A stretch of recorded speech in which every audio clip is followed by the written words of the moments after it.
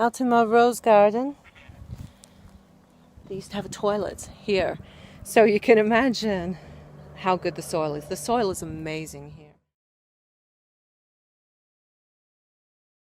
Greetings, friends. Here's a little tour of my garden in bloom. But fortunately, a lot of the blooms have blown off because last night and yesterday we had big winds and actually a little drop of unexpected rain, which was lovely. But I just wanted to show you some of the roses in this David Austin rose bed. There are a few hybrid teas, and a couple of Delbard, but for the most part they are David Austin.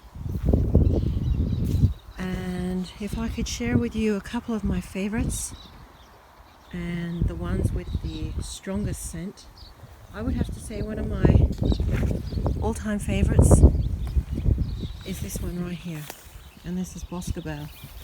This is a David Austin. Not only is she beautiful, but the smell is sublime.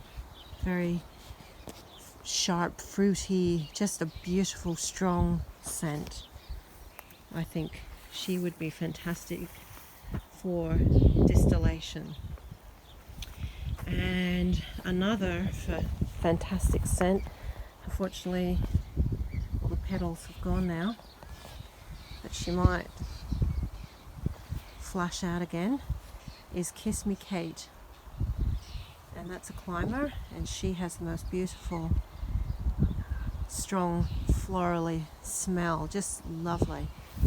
Those would have to be the strongest smelling, I think, in this garden, while there are others that have slight smell. This is Jude the Obscure with slight smell. I'm sorry. Yes, that is Jude the Obscure. Here's another Jude. Beautiful, peachy, just soft, beautiful, rounded type rose, ready to bloom out. This is Madame Anisette. It doesn't have much smell, but it is a beautiful rose. And here is one of my favorites that has a lovely subtle scent, which is Sur Emmanuel, a Delbard rose. Apparently it's not a climber, but she's getting up like she wants to climb. This is another Jude the Obscure, a David Austin. I have so many favorites, but you know, there's a couple stand out for me. And this is Pierre de Ronsard, climber, which is steadily climbing up. And I'm actually trying to work out where I'm going to go with this rose bed.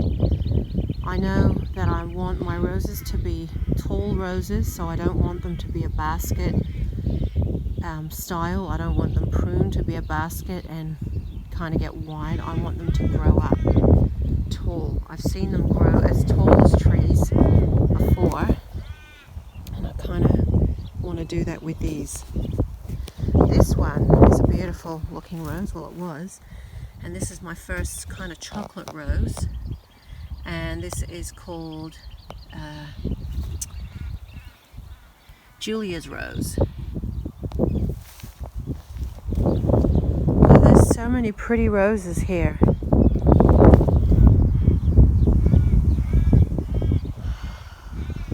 And some are just going berserk.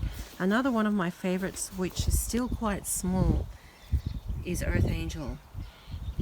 And when this matures, this is the second year, when it does mature, it has such a beautiful, big, rounded, pink, flushy, blushy center.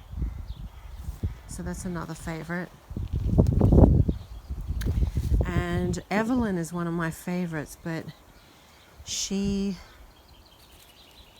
kind of blooming out, but not so much right now. And this one has just gone a bit berserk. Very tall, very lovely.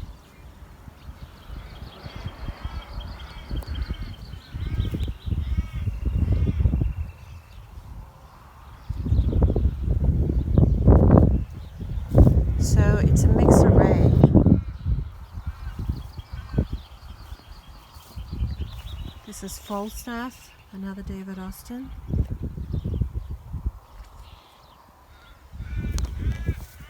Carmagnole is so luscious and pretty, such a beautiful rose.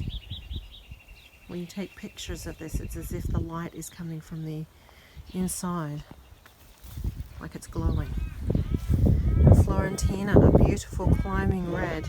Look at her, so stunning, such a deep red. And then we have over here Albertine, a David Austin climber. It's just going crazy. Look, goodness, it's so tall. And I haven't finished my archways. I kind of thought about, I'm not really happy with how these are looking, these archways. And so what I thought I might do is just buy a bunch of tall stakes, thicker than that, take these arches off and kind of put these arches on here, cement them up.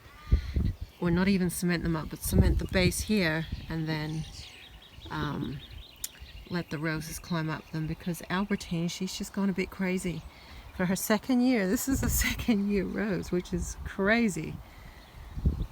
And here's one of my favorites, is Frances Mylon. Look at her, so stunning. And when this one gets big, the size of her blooms are like the size of a dinner plate. Huge, huge, beautiful rose.